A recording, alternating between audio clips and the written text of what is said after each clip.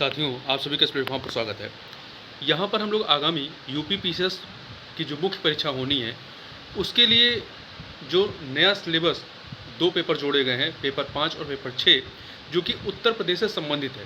तो उसके लिए हम लोग कुछ कंटेंट देख रहे हैं और यहाँ पर हम लोग जो है, जो पेपर 6 है, पेपर 6 में आपका ज्योग्राफी आएगा।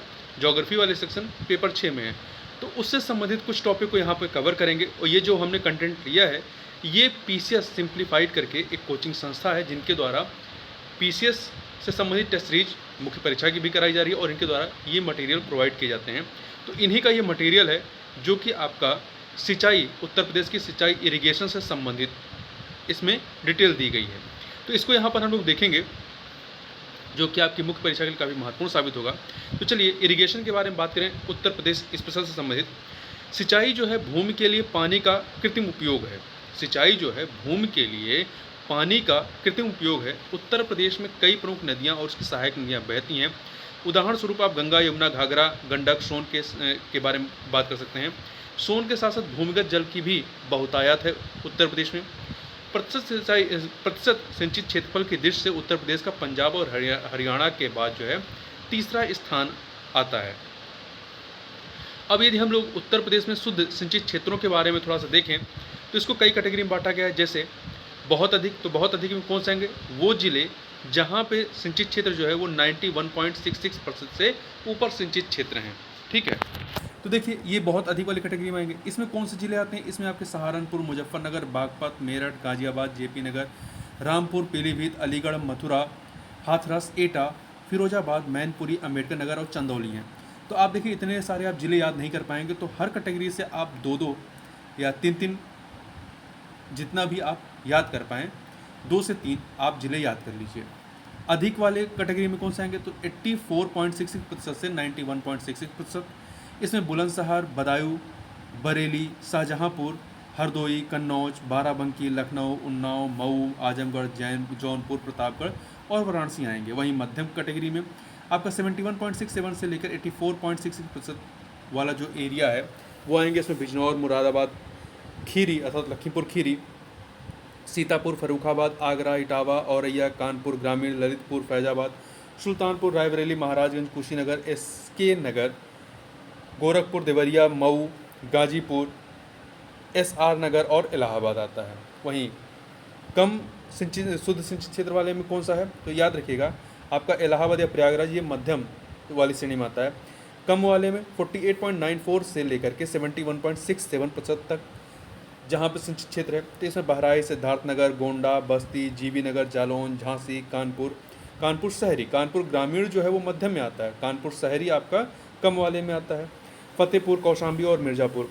वहीं बहुत कम सिंचित क्षेत्र कौन से हैं? तो इसमें जिसमें 48.94% से कम सिंचित क्षेत्र हों, इसमें आपका श्रावस्ती है, बलरामपुर, हमीरपुर, महोबा, बांदा, चित्रकूट और सोनभद्र वाला इलाका है। मतलब आप कह सकते हैं उत्तर प्रदेश का जो दक्षिण वाला हिस्सा है, दक्षिण वाला जो हिस्सा है वो आएगा। ठीक है, आगे चलते हैं। उत्तर प्रदेश का कुल भौगोलिक क्षेत्रफल, उत्तर प्रदेश का कुल भौगोलिक क्षेत्रफल 240.93 लाख हेक्टेयर है, जिसमें से 188.4 लाख हेक्टेयर भूमि कृषि योग्य है। इसमें से 165.42 लाख हेक्टेयर क्षेत्रफल पर कृषि कार्य होता है। प्रदेश में 75,090 किलोमीटर लंबी नहर प्रणालियाँ हैं। 34,316 राजकीय नलकूप हैं। तो आपको एग्जैक्ट नंबर याद रखने की ज़रूरत नहीं है, लगभग लगा करके आप लिख सकते हैं। 29 पंप नहरों, 252 लघु डाल नहरों और 69 जलाशयों से लगभग 99 लाख हेक्टेयर क्षेत्र में सिंचाई सुविधा उपलब्ध कराई जा रही है। उत्तर प्रदेश में सिंचाई के जो प्रमुख साधन है उसमें कौन सा है? आपका नलकूप से सिंचाई, इसके अतिरिक्त नहरों से सिंचाई होती है और आपके अन्य स्रोतों से सिंचाई। तो 3 कैटेगरी में आप इसको डिवाइड कर सकते हैं। तो नलकूपों से सबसे अधिक सिंचाई होती है। उत्तर प्रदेश में सर्वाधिक सिंचाई नलकूपों से होती है। देश में सबसे अधिक नलकूपों की संख्या कहाँ पे है? उत्तर प्रदेश में है। सिंचाई के लिए राज्य में उपयोग किया जाने वाला पानी 70% भूजल है। ठीक है, हम लोग बोरिंग से खींच करके सींचते हैं। विगत 27 वर्षों में, मतलब 1989-90 से लेकर 2015-16 तक राजकीय नलकूपों की खेती जो राजकीय नलकूपों से खेती होती है वो 10.4 लाख हेक्टेयर प्रतिवर्ष से बढ़ करके 18.86 लाख हेक्टेयर प्रतिवर्ष हो गई है।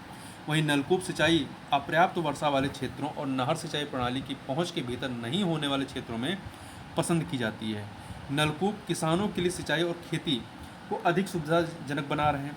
यूपी में कुल फसल क्षेत्र के 74.9% हिस्से की सिंचाई के लिए नलकूपों का उपयोग किया जाता है। मेरठ, मैनपुरी, एटा, फिरोजाबाद, इटावा, फर्रुखाबाद, बुलंदशहर, मुजफ्फरनगर, सहारनपुर और अलीगढ़ जिलों में ज़्यादातर नलकूपों का उपयोग सिंचाई के लिए किया जाता है। कुएं भी हैं। कुएं राज्य में पथरीले क्षेत्रों को छोड़कर लगभग सभी स्थानों पर कुएं पाए जाते हैं। गंगा घाट के मध्य क्षेत्र में सिंचाई अधिकतर कुओं से की जाती है। गंगा घाट के मध्य क्षेत्र में कुएं से पानी निकालने के लिए राहत, मायादास लिफ्ट, चैन पंप, धोबी राहत, हैंड पंप आदि साधनों का उपयोग किया जाता है। गोंडा, बहराइच, बस्ती, अयोध्या, सुल्तानपुर, आजमगढ़, बलिया, रायबरेली, प्रतापगढ़, मऊ आदि में कुएं से सिंचाई की जाती है। वहीं नहरों सिंचाई की बात करें तो नहरें यूपी के कुल फसल क्षेत्रफल का लगभग 19.63% सिंचित करती है। तो यहाँ पे आप परसेंटेज याद रखिएगा, ठीक है, परसेंटेज महत्वपूर्ण है। जैसे नलकूप से 70 नहीं, नलकूप से जो है आपका 74.9% यहाँ पे दिख दिया है, 74.9% है, ठीक है। इसी प्रकार से आप नलकूप का याद रखें, नहरों सिंचाई याद रखें कितना 19.63% सिंचित करती है। उत्तर प्रदेश के पश्चिमी भाग में सर्वाधिक नहरें मिलती हैं। उत्तर प्रदेश के पश्चिमी भाग में सर्वाधिक नहरें मिलती हैं। बारहमासी नदियों की बहुतायत है, इसलिए नहरों को विकसित करना आसान है। बारहमासी नदियों की बहुतायत है, इसलिए नहरों को विकसित करना आसान है। चूँकि यह प्रणाली अधिक महंगी है, इसलिए नहरों का बड़े पैमाने पर विस्तार नहीं किया जा सका है। अब बात करते हैं अन्य स्रोतों से सिंचाई। तो अन्य स्रोतों से जो सिंचाई प्रदान करते हैं वह है टैंक, झील, तालाब और कुएँ अन्य में आते हैं। राज्य में सिंचाई के अन्य स्रोतों के तहत क्षेत्र में कमी आई है। राज्य में सिंचाई के अन्य स्रोतों के तहत क्षेत्र जो है 1962 से 2000 के दौरान 3.13% से घट करके 2001 से 2005 के दौरान 1.7% हो गया है। उत्तर प्रदेश की प्रमुख नहर प्रणाली की बात कर लेते हैं। तो इसमें आपका शारदा नहर प्रणाली है, निचली गंगा नहर है, आगरा नहर प्रणाली है, पूर्वी यमुना नहर है, ऊपरी गंगा नहर है, मध्य गंगा नहर है, पश्चिमी गंडक नहर प्रणाली है, रामगंगा नहर है, ललितपुर बांध नहर है, माता तिला बांध नहर व रानी लक्ष्मीबाई बांध है, हॉल्ड मेजा जलाशय नहर है, नगवा बांध नहर है, नौगढ़ बांध नहर है, चंद्रप्रभा बांध नहर है, घगलीरा नहर है, ठीक है। तो इनको एक करके देख लेते हैं, चलिए। तो उत्तर प्रदेश की प्रमुख नहर प्रणाली, सबसे पहले शारदा नहर प्रणाली की बात करें तो 1928 में स्थापित शारदा नहर प्रणाली राज्य की सबसे लंबी नहर है। इसका निर्माण शारदा नदी, जिसे काली या महाकाली नदी के नाम से भी जाना जाता है, पर उत्तर प्रदेश, उत्तराखंड और नेपाल सीमा पर स्थित चंपावत क्षेत्र के बनबसा में किया गया था, ठीक है। तो ये उत्तर प्रदेश, उत्तराखंड और नेपाल से जुड़ी हुई परियोजना है। नहर जो है प्रयागराज, प्रतापगढ़, सुल्तानपुर, रायबरेली, उन्नाव, लखनऊ, बाराबंकी, सीतापुर, हरदोई, लखीमपुर खीरी, शाहजहांपुर, बरेली और पीलीभीत में लगभग 8 लाख हेक्टेयर भूमि की सिंचाई करती है। नहर का नेपाल के साथ एक अंतर्राष्ट्रीय समझौता है और रबी और खरीफ मौसम के लिए नेपाल को पानी की आपूर्ति करता है। तो शारदा नहर प्रणाली के बारे में याद रखिएगा। अगला है निचली गंगा नहर।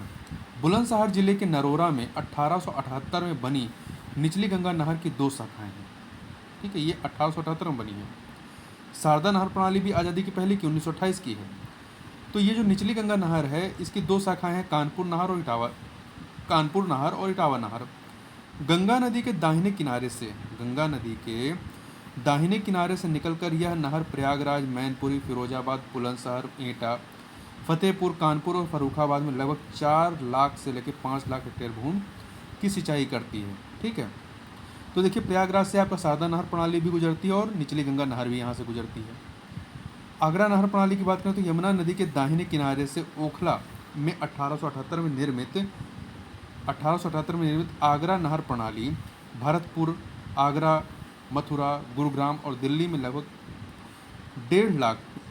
1,50,000 हेक्टेयर भूमि को सिंचाई प्रदान करती है। यह दिल्ली, उत्तर प्रदेश, राजस्थान और हरियाणा से होकर गुजरती है, ठीक है। तो ये कई राज्यों की संयुक्त परियोजना है आगरा नहर प्रणाली, ये दिल्ली, उत्तर प्रदेश, राजस्थान और हरियाणा। पूर्वी यमुना नहर की बात करते हैं। पूर्वी यमुना नहर की बात करें तो पूर्वी यमुना नहर सहारनपुर से निकलती है और सहारनपुर, मुजफ्फरनगर, मेरठ और गाजियाबाद में लगभग 2 लाख हेक्टेयर भूमि को सिंचाई प्रदान करती है। इसमें नई नदी स्थित ओखला बैराज भी शामिल है। इसमें नई दिल्ली स्थित ओखला बैराज भी शामिल है। ऊपरी गंगा नहर, निचली गंगा नहर ऊपर बात किए थे, ठीक है, बुलंदशहर जिले में ऊपरी निचली, और ये ऊपरी गंगा नहर ये 1854 में हरिद्वार के पास ऊपरी गंगा नहर का निर्माण किया गया था। तो ऊपरी गंगा नहर का निर्माण जो है वो निचली गंगा नहर के पहले हुआ था। निचली गंगा नहर का 1878 में और इसका निर्माण 1854 में हुआ।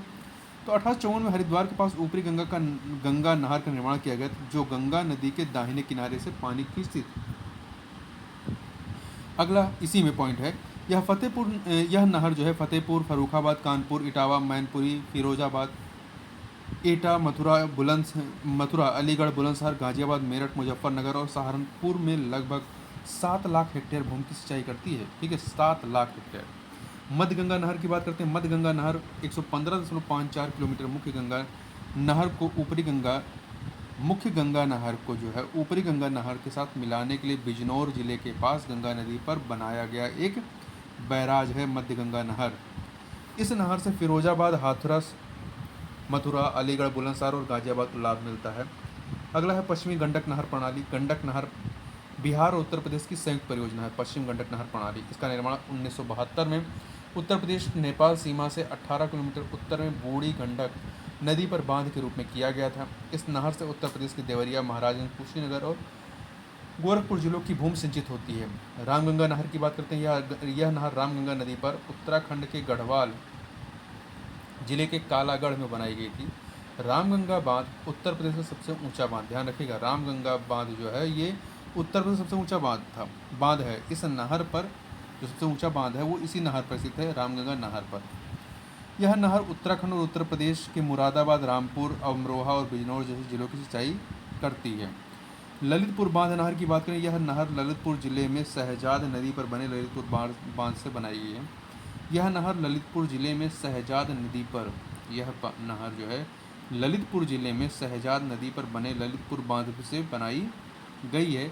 यह झांसी, ललितपुर, हमीरपुर और जालौन जिलों में सिंचाई की सुविधा प्रदान करती है।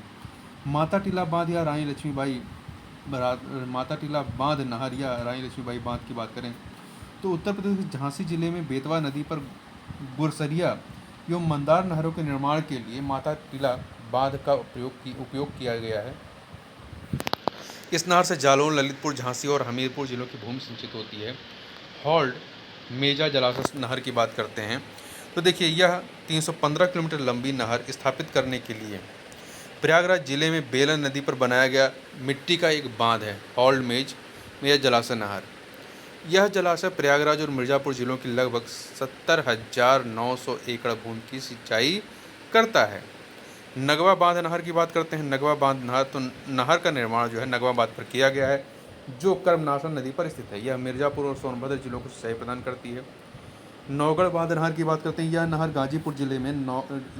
गाजीपुर जिले के नौगढ़ में कर्मनाशा नदी पर बनी है। नौगढ़ बांध नहर, यह नहर जो है गाजीपुर जिले के नौगढ़ में कर्मनाशा नदी पर बनी है। यह चंदौली, वाराणसी मंडल में है और जमानिया परगना, गाजीपुर जिला के क्षेत्र की सिंचाई करता है। चंद्रप्रभा बांध नहर की बात करते हैं। वाराणसी जिले में चकिया के पास चंद्रप्रभा नदी पर चंद्रप्रभा बांध के नहरों का निर्माण किया गया है। नहरों से चकिया एवं चंदौली तहसील की भूमि सिंचित होती है। घगलीरा बांध, घाघरा नदी से उद्गमित घगलीरा नहर में मरियम और घोरायल नाम की 2 शाखाएं हैं। यह उत्तर प्रदेश में मिर्ज़ापुर और सोनभद्र जिलों को सिंचाई के स्रोत के रूप में कार्य करता है। अब हम लोग बुंदेलखंड की सिंचाई परियोजनाओं के बारे में बात करें तो इसमें आपको बेतवा नहर प्रणाली है, धसान नहर प्रणाली है, केन नहर प्रणाली है, ठीक है। तो इनकी बात करें एक एक करके, तो पहले बेतवा नहर प्रणाली की यह नहर झांसी से 24 किलोमीटर दूर परीछा में बेतवा नदी पर स्थापित की गई थी। यह परीछा बांध बेतवा नदी पर स्थित है। जो परीछा बांध है वो कहाँ पर है? बेतवा नदी पर। हमीरपुर और खेठौना शाखा इस नहर की 2 शाखाएं हैं। हमीरपुर और खेठौना शहर जो हैं इस नहर की 2 शाखाएं हैं। बेतवा नहर को पानी उपलब्ध कराने के लिए इस नदी पर ढुकवा बांध और माता टीला बांध का निर्माण किया गया है। बेतवा नहर से हमीरपुर, जालौन और झांसी की लगभग 83,000 हेक्टेयर भूमि सिंचित होती है। धसान नहर प्रणाली की बात करें तो 1910 में निर्मित धसान नहर प्रणाली बेतवा नदी की सहायक नदी धसान नदी पर बनी है। यह हमीरपुर जिले में भूमि को सिंचाई प्रदान करती है। केन नहर प्रणाली यह उत्तर प्रदेश और मध्य प्रदेश की संयुक्त परियोजना है। केन नहर प्रणाली यह मध्य प्रदेश के पन्ना में केन नदी के दाहिने किनारे पर बरियारपुर बांध का निर्माण करके स्थापित किया गया था। इस नहर से उत्तर प्रदेश के बांदा जिले को लाभ होता है। अब उत्तर प्रदेश की प्रमुख परियोजनाएं बाणगंगा परियोजना, हाथनी कुंड बैराज, राजघाट नहर परियोजना, शारदा सहायक परियोजना, रिहंद घाटी परियोजना, गोकुल बैराज परियोजना, लवकुश बैराज परियोजना, बेलन टोस नहर परियोजना, सरयू नहर परियोजना, इनकी बात यहाँ पर हम लोग करेंगे। ठीक है, तो चलिए एक हाँ, बाणगंगा परियोजना के बारे में बात करें तो बाणगंगा परियोजना में बस्ती जिले के शोहरतगढ़ के पास बाणगंगा नदी पर एक बैराज का निर्माण शामिल है। इस परियोजना में 45 किलोमीटर लंबी नहर का निर्माण शामिल है, जो बस्ती जिले में लगभग 23,000 एकड़ भूमि की सिंचाई करती है। हथनी कुंड बैराज, हथनी कुंड बैराज एक सहयोगी परियोजना है। हथनी कुंड बैराज एक सहयोगी परियोजना है जिसमें 5 राज्य केंद्र जो हैं शासित प्रदेश शामिल हैं। दिल्ली, उत्तर प्रदेश, हिमाचल प्रदेश, हरियाणा और राजस्थान। इन पांचों के नाम याद रखिए, दिल्ली, उत्तर प्रदेश, हिमाचल प्रदेश, हरियाणा, राजस्थान। 1872 में यमुना नगर में यमुना नदी पर निर्मित मूल ताजेवाला बैराज को 1978 में भारी बाढ़ से हुई व्यापक क्षति के कारण बदल दिया गया था। 1994 और 1999 के बीच एक नया हथनी कुंड बैराज बनाया गया था। इस बैराज से निकलने वाली पूर्वी यमुना नहर प्रणाली गाजियाबाद, मेरठ, सहारनपुर और मुजफ्फरनगर खेतों की सिंचाई करती है। राजघाट नहर परियोजना के बारे में बात करें तो मूल रूप से राजघाट बांध परियोजना के रूप में जानी जाने वाली इस पहल को बुंदेलखंड क्षेत्र के विकास को बढ़ावा देने और बेतवा नदी के अतिरिक्त जल संसाधन का उपयोग करने के लिए प्रस्तावित किया गया था। यह परियोजना संयुक्त रूप से उत्तर प्रदेश और मध्य प्रदेश के स्वामित्व में है। ललितपुर जिले में बेतवा नदी पर बांध बनाया जा रहा है और इस परियोजना के तहत 2 नहरें बनाई जाएंगी। शारदा सहायक परियोजना के बारे में बात करें तो 1986, 1978, 1969 में शुरू की गई शारदा सहायक परियोजना का उद्देश्य लखनऊ, रायबरेली, बाराबंकी, फैजाबाद, अम्बेडकर नगर, सुल्तानपुर, प्रतापगढ़, इलाहाबाद, भदोही, वाराणसी, जौनपुर, आजमगढ़ सहित शारदा नहर प्रणाली के विभिन्न जिलों में पानी की कमी को दूर करना था। इसने सिंचाई की सुविधा प्रदान करने और घाघरा नदी के पानी का उपयोग करने की मांग की। इस परियोजना के तहत जलापूर्ति 1974 में शुरू हुई थी। रिहंद घाटी परियोजना सोनभद्र जिले के पिपरी में स्थित रिहंद घाटी परियोजना में रिहंद बांध का निर्माण शामिल है, जिसे गोविंद बल्लभ पंत सागर के नाम से जाना जाता है। यह परियोजना वाराणसी, प्रयागराज, सोनभद्र और मिर्जापुर जिलों में लगभग 40 लाख एकड़ भूमि में सिंचाई की सुविधा प्रदान करती है। गोकुल बैराज परियोजना के बारे में बात करें तो गोकुल बैराज परियोजना को आगरा और मथुरा जिले को पीने का पानी और सिंचाई की सुविधा प्रदान करने के लिए डिजाइन किया गया था। गोकुल बैराज परियोजना को आगरा और मथुरा जिलों को पानी पीने के लिए, ठीक है, पानी पीने के पानी और सिंचाई की सुविधा प्रदान करने के लिए। बैराज का निर्माण मथुरा जिले के गोकुल शहर के पास यमुना नदी पर किया गया है। लवकुश परियोजना की बात करें, लवकुश बैराज परियोजना कानपुर में गंगा नदी पर निर्मित लवकुश बैराज परियोजना का मुख्य उद्देश्य कानपुर शहर में पीने और सिंचाई के लिए पर्याप्त पानी की आपूर्ति सुनिश्चित करना है। कानपुर शहर में, ठीक है, लवकुश बैराज परियोजना से लाभान्वित कौन सा है? कानपुर नगर है, कानपुर शहर। बेलन टोंस नहर परियोजना, देखिए बेलन टोंस परियोजना में बेलन नदी पर बड़ौदा बांध के साथ साथ बेलन नदी की एक सहायक नदी मरुहर नदी पर एक जलाशय है। इस परियोजना ने उत्तर प्रदेश के प्रयागराज में सिंचाई की सुविधा प्रदान की है। सरयू नहर परियोजना जिसे शुरू में लेफ्ट बैंक घाघरा नहर कहा जाता था, 1977-78 में शुरू हुई और अगस्त 2012 में राष्ट्रीय मान्यता प्राप्त हुई। इस परियोजना का उद्देश्य महाराजगंज, गोरखपुर, बस्ती, संत कबीर नगर, गोंडा, बलरामपुर, श्रावस्ती और बहराइच जिलों में सिंचाई प्रदान करने के लिए घाघरा, राप्ती और सरयू नदियों के पानी का दोहन करना है। अब आगे चलते हैं, सिंचाई संबंधी योजनाओं को देखें तो इसमें पहला आता है इनवेल रिंग मशीनों द्वारा पठारी क्षेत्रों या टेबल लैंड में बोरिंग की योजना। देखिए नलकूप निर्माण हेतु इनवेल रिंग मशीन बोरिंग हेतु वास्तविक लागत का 50% अनुदान चित्रकूट, ललितपुर एवं झांसी के उन पठारी क्षेत्रों में स्वीकृत किया जाता है जहां पे हैंड बोरिंग सेट द्वारा नलकूप बनाना संभव नहीं है। इसकी बोरिंग की गहराई 60 मीटर होती है। डॉक्टर राम मनोहर लोहिया सामुदायिक नलकूप योजना, यह योजना नवंबर 2012 में शुरू हुई थी। यह ऐसे कठोर और गहराई वाले क्षेत्रों में लागू होती है यानी जरोड़ क्षेत्र जिसमें या तो निःशुल्क बोरिंग संभव नहीं या जहां बोरिंग 30 मीटर की गहराई से अधिक बढ़ जाती है। मध्यम गहरे नलकूपों की योजना, यह योजना मई 2004 में शुरू की गई थी। इस योजना के अंतर्गत कृषकों को मध्यम गहरे नलकूप खोदने हेतु लागत का 50% अर्थात अधिकतम 7,500 रुपये का अनुदान दिया जाता है। इस योजना में 31 मीटर से 60 मीटर गहरी बोरिंग शामिल है। राष्ट्रीय जल विज्ञान परियोजना, यह परियोजना भारत सरकार के जल संसाधन मंत्रालय, गंगा कायाकल्प संख्या एवं नदी विकास मंत्रालय के निर्देशन में तैयार की गई है। इस परियोजना को विश्व बैंक की मदद मिलेगी। इस परियोजना के लिए विश्व बैंक से 50% अनुदान और भारत सरकार से 50% अनुदान प्रदान किया जाएगा। सही समय पर डेटा मिलने से बाढ़ नियंत्रण और प्रबंधन आसान हो जाएगा और भविष्य में सिमुलेशन की मदद से लॉन्ग टाइम और short time flood before casting संभव हो सकेगी। उत्तर प्रदेश जल क्षेत्र पुनर्गठन परियोजना, तो देखिए उत्तर प्रदेश क्षेत्र पुनर्गठन परियोजना सिंचाई, जल निकासी और भूजल पर विशेष ध्यान देने के साथ राज्य के जल संसाधनों के प्रबंधन में सुधार के लिए समग्र योजना की रूपरेखा तैयार करता है। 2002 में शुरू किया गया इसका प्राथमिक उद्देश्य एक सहायक संस्थागत और नीतिगत ढांचा स्थापित करना है। 5 हार्स पावर क्षमता के सौर फोटोवोल्टिक सिंचाई पंपों की स्थापना के बाद कुल लागत का 40% अनुदान ग्रांट के तौर पर प्रदान किया जाएगा। इन पंपों के कार्यान्वयन से पर्यावरण प्रदूषण में कमी आएगी और डीजल और बिजली की खपत में महत्वपूर्ण बचत होगी। लघु सिंचाई की बात करते हैं तो देखिए 2000 हेक्टेयर तक कृषि योग्य कमान क्षेत्र वाली एक सिंचाई परियोजना को भारत में लघु सिंचाई परियोजना के रूप में वर्गीकृत किया गया है। उत्तर प्रदेश में 80% से अधिक सिंचाई लघु स्रोतों से की जाती है। निजी लघु सिंचाई संसाधनों का हिस्सा कुल सिंचाई संसाधनों का 70% से अधिक है। कुएं, नलकूप, चेक डैम, छोटी नहरें आदि लघु सिंचाई संसाधनों के अंतर्गत आते हैं। राज्य में लघु सिंचाई संसाधनों की योजनाएं, तो इसमें पहला आता है राम मनोहर लोहिया सामूहिक नलकूप योजना। यह योजना उन क्षेत्रों में नलकूपों के निर्माण के लिए अनुदान प्रदान करती है जहां 300 मीटर के दायरे में कोई अन्य गहरा या मध्यम गहराई वाला नलकूप उपलब्ध नहीं है।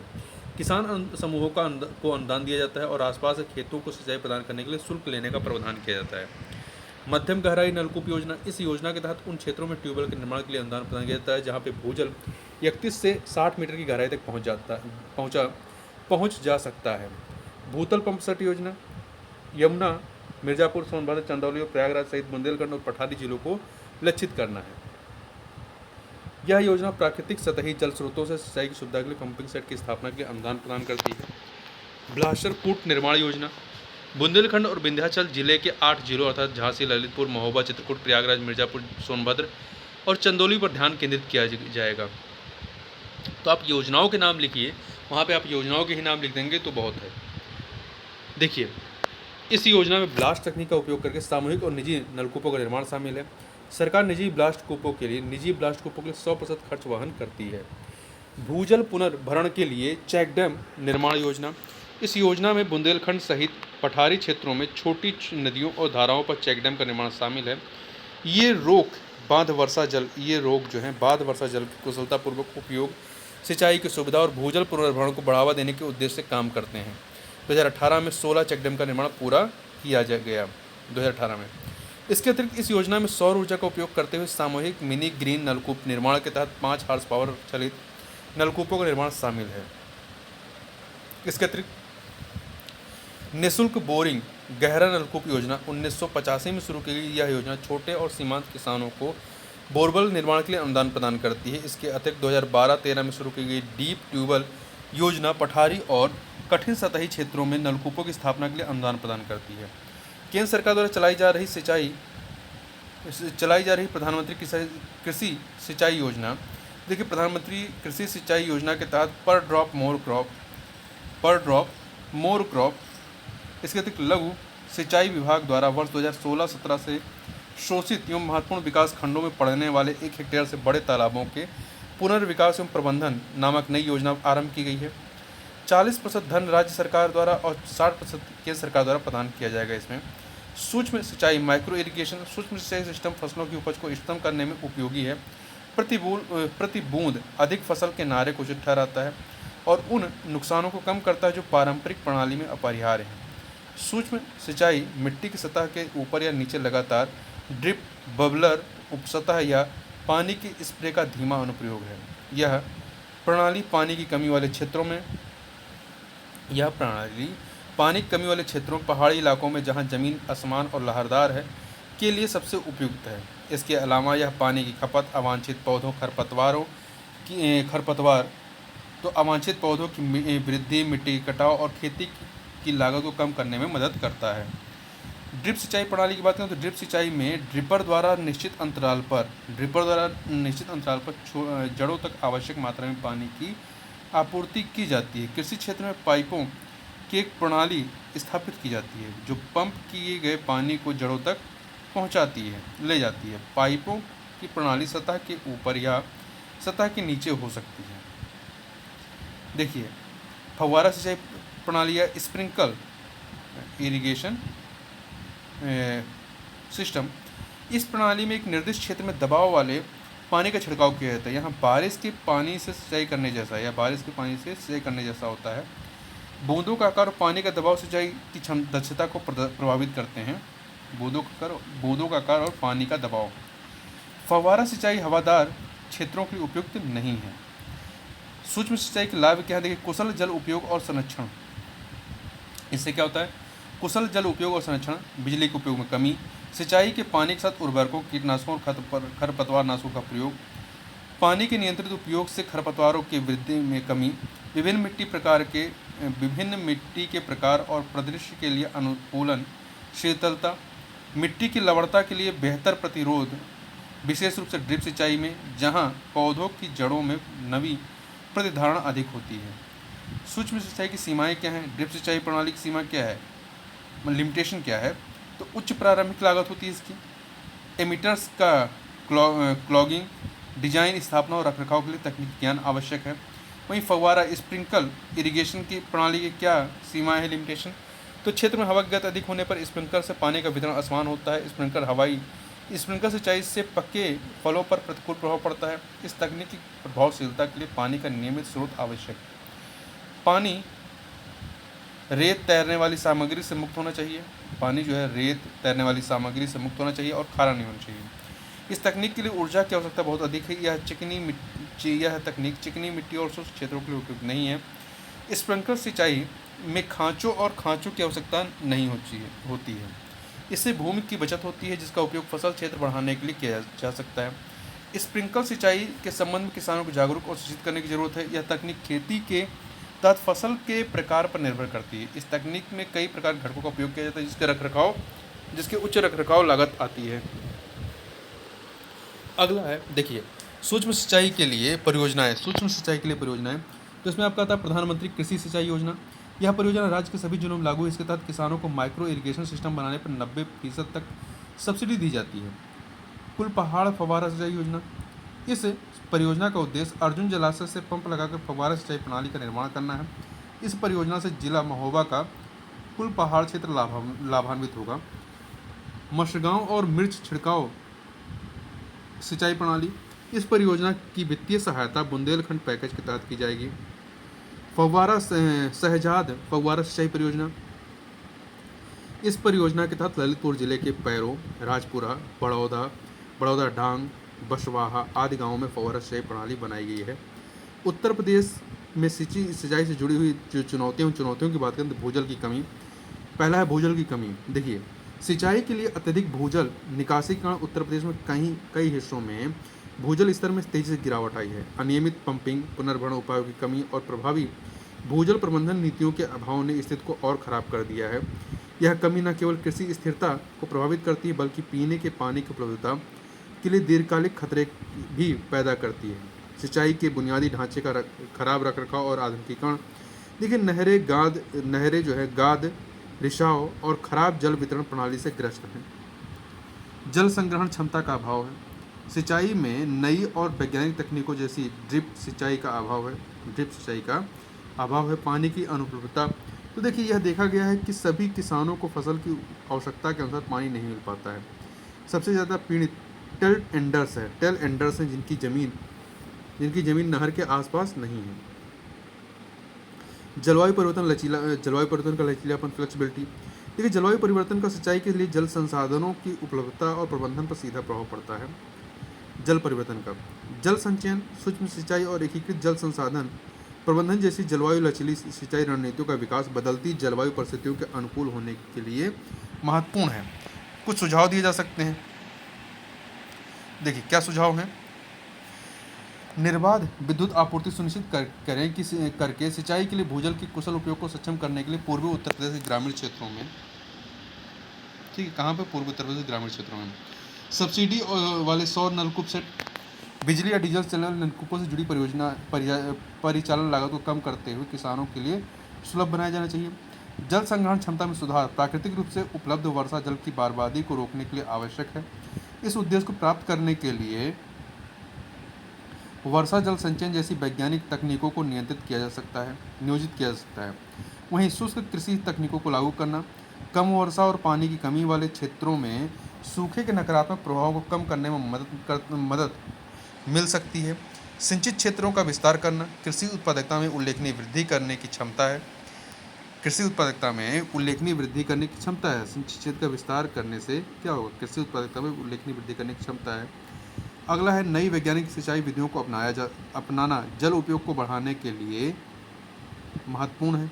इन तरीकों में स्प्रिंकलर, ड्रिप सिंचाई, भूमिगत सिंचाई और मिट्टी की लवणता को कम करने की रणनीतियाँ शामिल हो सकती हैं। अब हम लोग बात करते हैं सिंचाई। उत्तर प्रदेश का जो बजट 2023-24 है, इसमें सिंचाई संबंधित जो चीज़ें नई बातें हैं उन बातों को देखें तो मध्य गंगा द्वितीय चरण, मध्य गंगा परियोजना, कचनौदा बांध के अवशेष कार्यों की परियोजना, शहजाद बांध स्प्रिंकलर परियोजना, लखेरी बांध परियोजना आदि परियोजनाओं के पूर्ण होने से 1.62 लाख हेक्टेयर अतिरिक्त सिंचन क्षमता सृजित होगी, जिससे प्रदेश में 4.26 लाख कृषक लाभान्वित होंगे। विगत 5 वर्षों में लगभग 7,426 किलोमीटर लंबाई की नहर पटरियों को गड्ढा मुक्त या नवीनीकरण किया गया है। राजकीय नलकूपों एवं लघु डाल नहरों से संबंधित 8 परियोजनाओं को पूर्ण करते हुए लगभग 1,17,435 हेक्टेयर की सिंचन क्षमता की पुनर्स्थापना कर लगभग 83,055 कृषक परिवारों को लाभान्वित किया गया है। प्रदेश के विभिन्न 62 जनपदों में, 75 जनपद है ना, परंतु यहाँ 62 जनपदों में 2100 नवीन राजकीय नलकूपों का निर्माण परियोजना ये नाबार्ड पोषित है। नाबार्ड के द्वारा आगामी 2 वर्षों में परियोजना के समस्त कार्यों को पूर्ण करते हुए 1.05 हेक्टेयर सिंचन क्षमता के सृजन का लक्ष्य रखा गया, जिससे लगभग 1,33,000 कृषक परिवार लाभान्वित हो गए। प्रदेश के विभिन्न 30 जनपदों के डार्क जोन में स्थित 569 असफल राजकीय नलकूपों का पुनर्निर्माण परियोजना आगामी 2 वर्षों में परियोजना के समस्त कार्यों को पूर्ण करते हुए 56.9 हजार हेक्टेयर सिंचन क्षमता की पुनर्स्थापना का लक्ष्य है, जिससे लगभग 39,800 कृषक परिवार लाभान्वित होंगे। वित्तीय वर्ष 2023-24 में बाढ़ नियंत्रण एवं जल निकास हेतु रुपये 2,803 करोड़ की बजट व्यवस्था प्रस्तावित है। मुख्य सिंचाई परियोजना के लिए 5,352 करोड़ 50 लाख रुपए, मध्यम सिंचाई परियोजना के लिए 2,220 करोड़ 20 लाख रुपए तथा लघु सिंचाई परियोजनाओं के लिए 3,400 करोड़ रुपए के बजट की व्यवस्था प्रस्तावित है। नहरों एवं सरकारी नलकूपों से किसानों को मुख्य पानी की सुविधा हेतु 900 करोड़ रुपए की व्यवस्था प्रस्तावित है। नवीन राजकीय नलकूपों के